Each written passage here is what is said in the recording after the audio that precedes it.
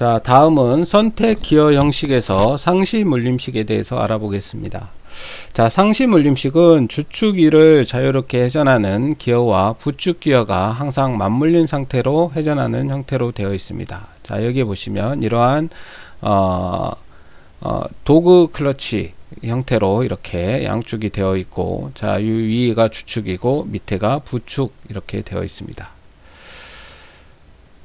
자, 변속 작동은 변속 레버로 주축의 스플라인에 설치된 도그 클러치를 이동시켜 공전하고 있는 주축 기어 안쪽에 도그 클러치에 물리도록 하여 동력을 전달한다.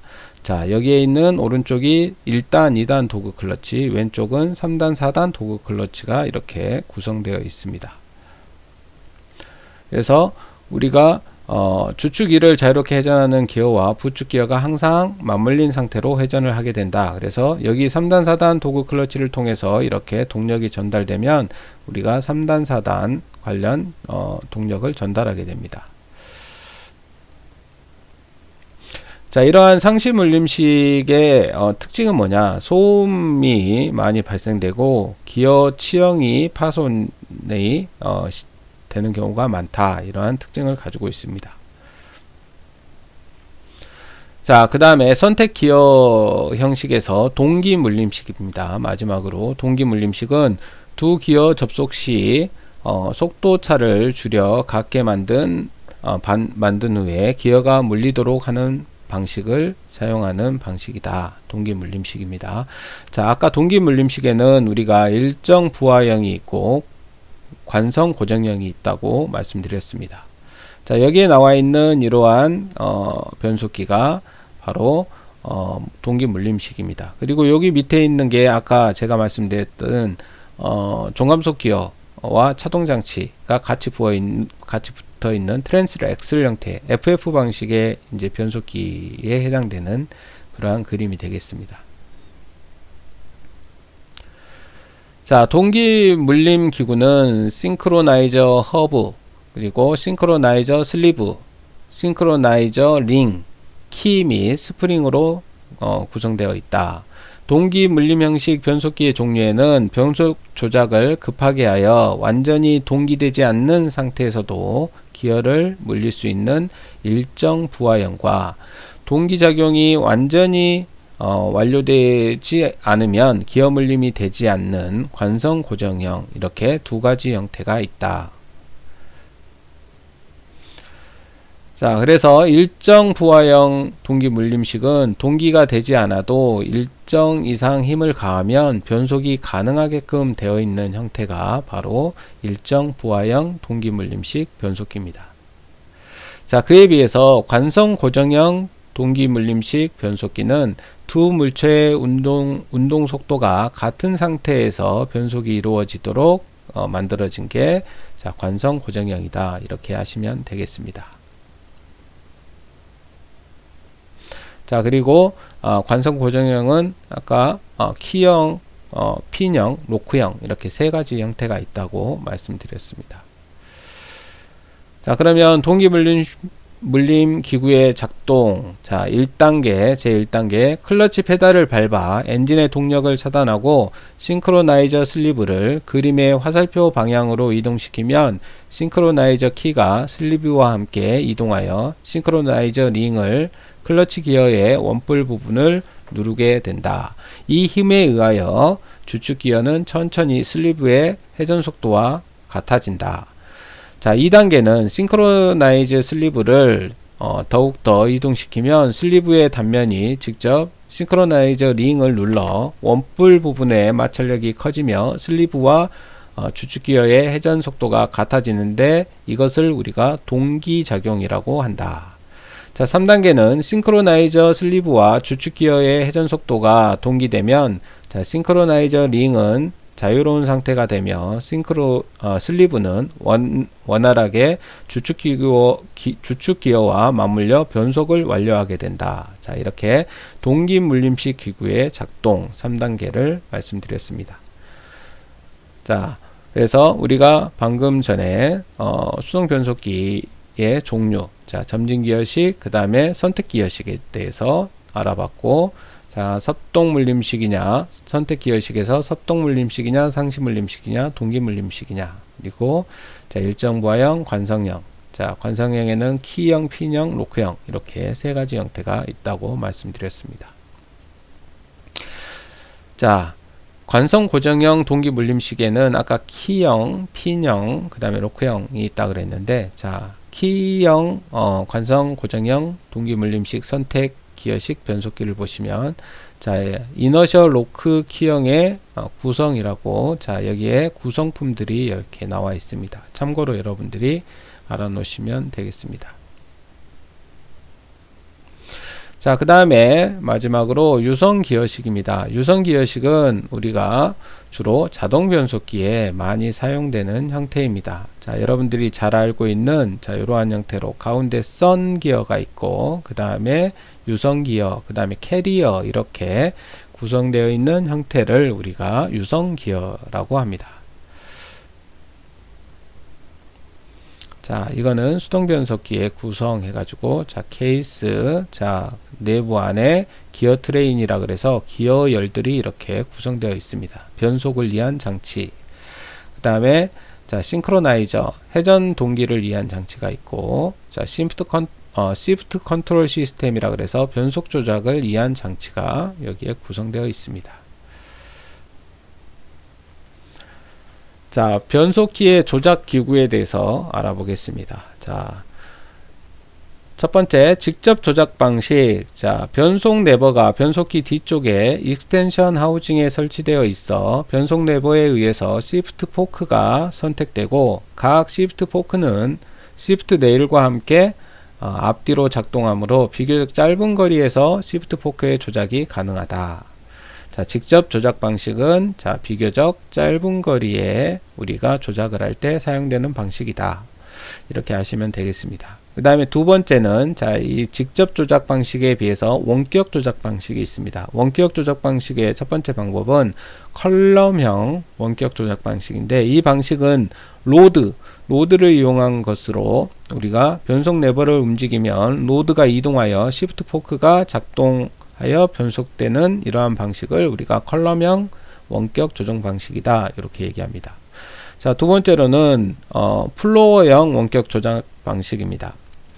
자, 이 방식은 자, 운전석 옆에 있는 변속 레버의 동작에 따라서 시프트 케이블과 셀렉터 케이블이 움직이고, 두 개의 케이블은 시프트 레버와 셀렉터 레버를 움직여 변속이 이루어지는 형태를 우리가 플로어형 원격 조작 방식이다, 이렇게 얘기합니다. 자, 여러분들 책에 보시면 자, 컬럼형 원격 조작 방식과 플로어형 원격 조작 방식의 그림이 나와 있습니다. 참고로 보시면 되겠습니다. 자, 5 조작 방지 기구. 자, 첫 번째, 자, 이중 물림 방지 기구. 자, 인터록 플로저. 자, 변속기에는 기어가 변속될 경우 동시에 이중으로 변속이 이루어지지 않도록 인터록 플로저라고 하는 이중 물림 방지 장치가 있습니다. 자, 그래서 각 시프트 레일 바에는 홈이 있고, 홈에는 인터록 플로저가 삽입되어 있으며, 시프트 레일을 움직이면 인터록 플로저가 밀려나면서 다른 두 개의 축을 고정하여 한 개의 기어 외에는 변속되지 못하도록 이렇게 되어 있는데, 이걸 우리가 인터록 플레저라고 하고, 이러한 기구를 우리가 이중 물림 방지 기구다, 이렇게 얘기합니다.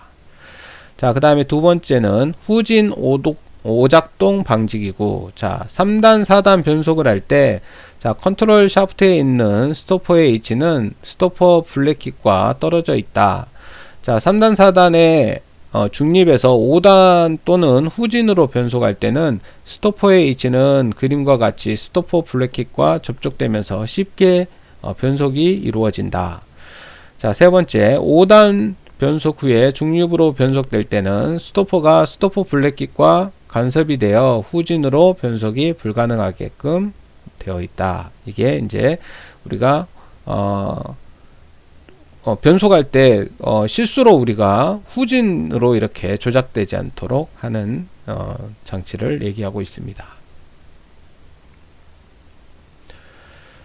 자, 아까 말씀드렸던 자, FF 방식에서의 변속기를 우리가 트랜스엑슬이라고 한다 그랬습니다. 그래서 FF 방식의 변속기는 자, 여기에 기어열, 자, 기어 트레인이라고 하는데 기어 트레인이 있고 그 밑에 보시면 여기에 차동 장치가 있고 그 다음에 여기에 자, 여기에 보시면 차동 장치가 있고 종감속 기어가 같이 여기 있는데 요 차동 장치랑 구동 기어가 여기 같이 구성되어 있는데 요게 원래는 FR 방식에는 요 밑에 부분이 D 차축의 중앙에 들어가 있는 부분이 자, 앞바퀴 구동 방식이다 보니까 요게 이제 변속기와 직접 이렇게 붙어서 구성되어 있습니다. 그래서 자, 이러한 형태로 우리가 FF 방식에서 이러한 형태로 변속기, 기어 트레인과 종감속 차동 장치가 같이 이렇게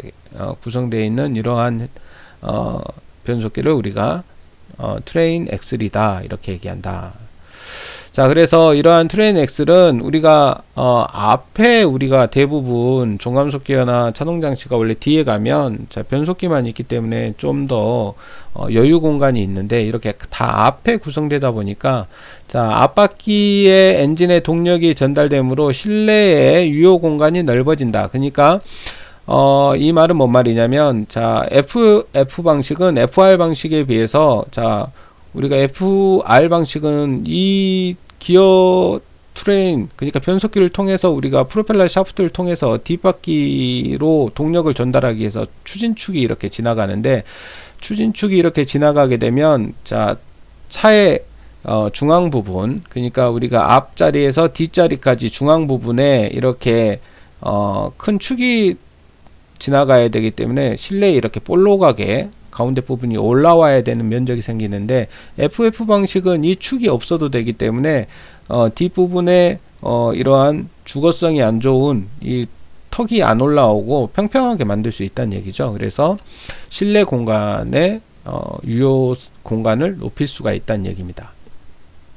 그 다음에 별도의 케이스를 사용하여 종감속 기어와 차동 장치를 설치하지 않아도 되기 때문에 경량화로 인한 연료 소비율이 감소된다. 자, 계속 말씀드렸듯이 우리가 FR 방식은 D 차축의 중앙에 동그란 케이스를 만들어 가지고 거기에 종감속 기어와 차동 장치를 거기에 별도로 구성해야 되기 때문에 우리가 케이스 무게나 이런 것들이 더 나가게 되는데 여기에는 보시면 자, 변속기 밑에 이렇게 구성되기 때문에 우리가 별도의 케이스나 이런 걸 안 만들어도 되기 때문에 우리가 경량화 시킬 수 있고, 경량화라고 하는 것은 결과적으로는 연료 소비율을 줄일 수 있다는 얘기입니다.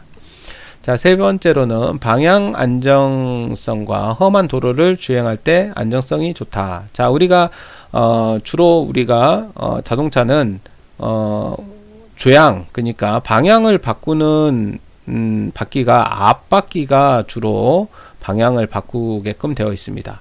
그렇다 그래서 모든 자동차가 다 앞바퀴가 조향을 하는 건 아니고, 자, 간혹 네 바퀴가 다 조향되는 경우도 있고, 자, 어떤 경우에는 뒷바퀴만 조향되는 경우도 있습니다. 우리가 뒷바퀴만 조향되는 경우에 자동차를 여러분들이 예를 든다 그러면 지게차를 여러분들이 들 수 있겠죠. 그래서 지게차는 우리가 고속으로 주행을 하지 않고 구석구석 이렇게 어떤 물건을 넣거나 빼는 역할을 하기 때문에 뒷바퀴가 조향되면 우리가 조향성이 좋아져서 구석구석에 가서 물건을 빼는 데는 좋지만, 우리가 고속으로 주행하는 차가 뒷바퀴가 조향을 하게 되면 차가 전복될 위험이 있습니다. 그래서 고속으로 주행하는 차는 앞바퀴에 조향 장치를 둠으로써, 앞바퀴가 조향하게끔 함으로써 우리가 조향의 안정성을 높일 수가 있고, 앞바퀴가 조향하면서 앞바퀴가 구동되기 때문에 훨씬 더 우리가 험한 방향의 안정성, 그러니까 회전할 때 이런 안정성을 더 꾀할 수가 있습니다. 자, 그리고 우리가 미끄러운 도로나 험한 도로를 주행할 때도 앞바퀴가 구동되면 훨씬 더 유리하다 그랬죠. 그에 비해서 뒷바퀴가 구동되면 유리한 점도 지난 시간에 우리가 FR 방식과 FF 방식을 설명하면서 말씀을 드렸습니다. 지금도 큰 차나 고급 차량은 FR 방식, 그러니까 뒷바퀴가 구동되는 차량을 우리가 쓰고 있다고 말씀을 드렸었죠. 자, 네 번째로 제동할 때 안정성이 우수하다. 자, 그래서 자, 트랜스액트 FF 방식을 사용하는 경우에 장점과 거의 유사하다고 생각하시면 되겠습니다. 그래서 요거는 조향과 주행성에 대한 것이기 때문에 제동성이기 때문에 자, 이러한 것들은 앞바퀴가 구동될 때 장점, 그 다음에 뒤에 케이스가 없어서의 장점, 그 다음에 프로펠러 샤프트가 없기 때문에 장점, 이러한 것들이 여기 나와 있습니다. 자, 그 다음에 자, 변속비에 대해서 말씀드리겠습니다. 자, 변속비와 주행속도. 자, 요것도 여러분들이 시험에 자주 나오는 내용들입니다. 그래서 요 부분도 여러분들이 별표를 해 놓으시고, 자, 기사시험이나 우리가 자격증 시험이나 어디 취업 시험에 자주 나오는 문제고, 우리 중간고사, 기말고사에도 빠지지 않고 나오는 문제입니다. 그래서 이 부분에 별표를 해 놓으시고 여러분들이 암기하시면 좋겠습니다. 자, 변속비 또는 기업이라고 하는데, 변속비는 엔진의 회전수 또는 입력 구동기어의 회전수분의 추진축, 그러니까 엔진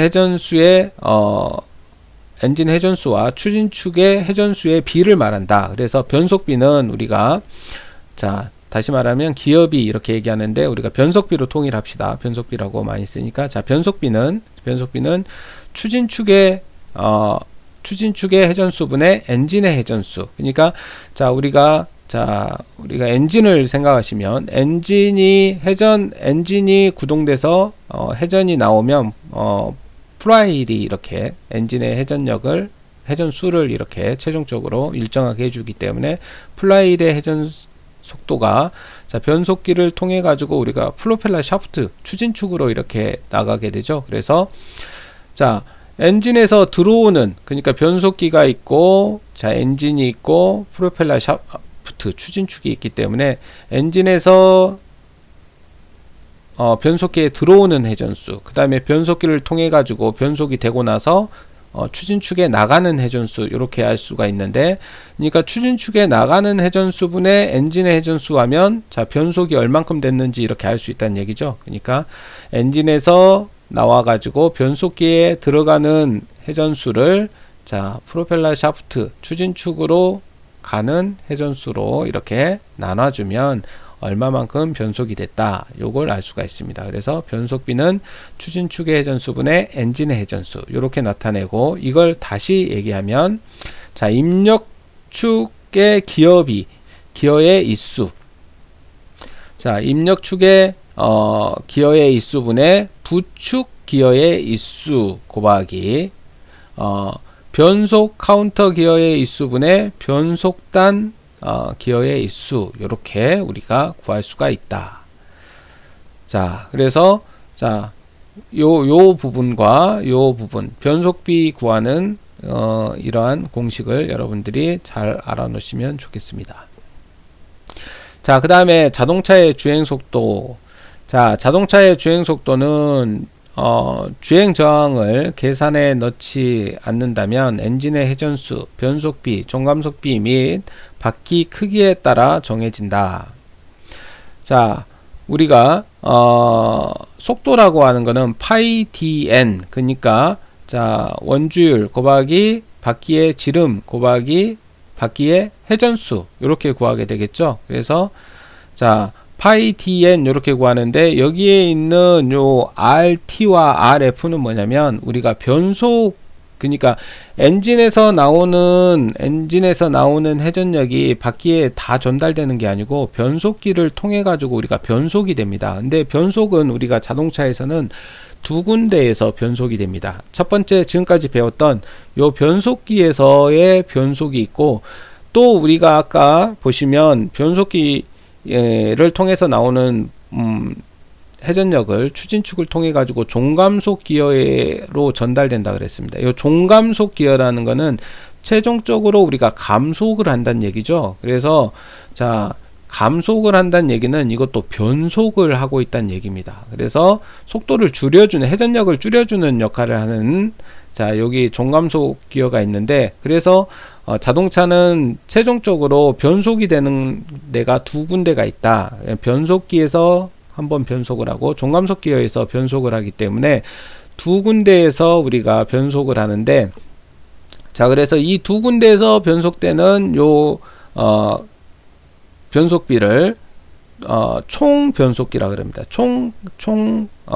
변속비, 총 종감속비 이렇게 얘기하는데, 자, 여기서 변속비와 종감속비 요 두 가지를 여기에서 넣어줘야 된다는 얘기죠. 그래서 자, 여기서 RT라고 하는 거는 변속기에서의 변속비, 그 다음에 RF라고 하는 거는 종감속 기어에서의 변속비, 요 두 개를 곱해준 요거를 우리가 두 개를 곱해서 R 요렇게 쓰고, 요걸 총 종감속비 요렇게 얘기합니다. 자, 그래서 자, 각각 나눠서 얘기하면 변속기에서의 변속비와 종감속기에서의 종감속비를 우리가 이용해서 자, 속도를, 자, 주행 속도는 파이 dn을 총 종감속비로 나누어 줘야 된다. 이렇게 하면 우리가 분당 몇 미터 갔는지 이렇게 알 수가 있습니다. 주행 속도 분당 몇 미터. 근데 우리가 자동차의 속도는 주로 어떻게 나타내냐면 시속 몇 킬로미터 이렇게 나타내죠. 그래서 자, 요 미터를 킬로미터로 나타내려면 1000으로 나눠줘야 되겠죠.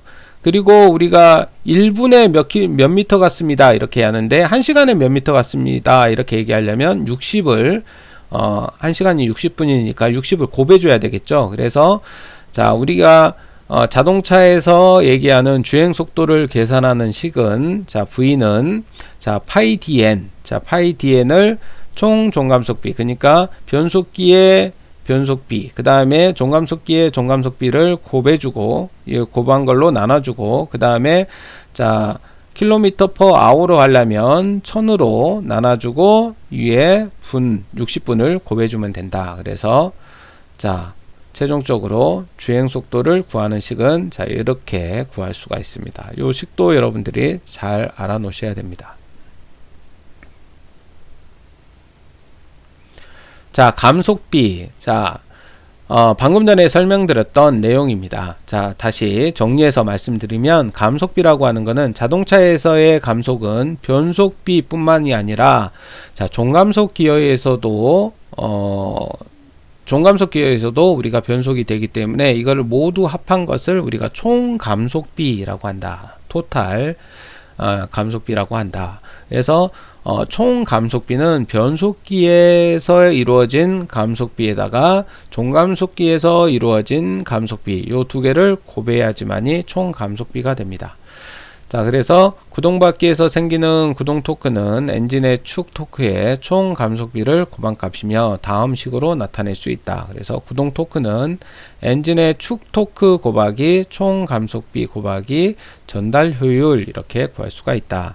자, 토크라고 하는 것, 토크라고 하는 거는 우리가 회전력, 엔진의 회전력에다가 우리가 바퀴의 반지름을 곱한 값이라 그랬는데, 자, 엔진에서 나오는 토크에다가 우리가 종감속, 총 감속비, 그러니까 감속이 된 요 양을 곱해주고 우리가 변속기나 이런 거에 변속기나 추진축을 통해서 우리가 전달 효율이 떨어지겠죠. 100% 엔진에서 나오는 회전력이 다 바퀴로 갈 수는 없습니다. 기계 장치를 거쳐서 가기 때문에 전달 효율이라는 게 있는데, 전달 효율은 높으면 높을수록 좋다 그랬죠. 그래서 자, 이러한 값들을 곱해주면 자, 엔진에서 나오는, 원래 엔진에서는 얼마만큼의 회전력을, 토크를 얼마만큼 발생시키지만, 자, 이렇게 감속비하고 전달 효율을 통해서 우리가 바퀴에 얼마만큼의 최종 회전력이 생기느냐, 요거를 우리가 계산할 수가 있습니다.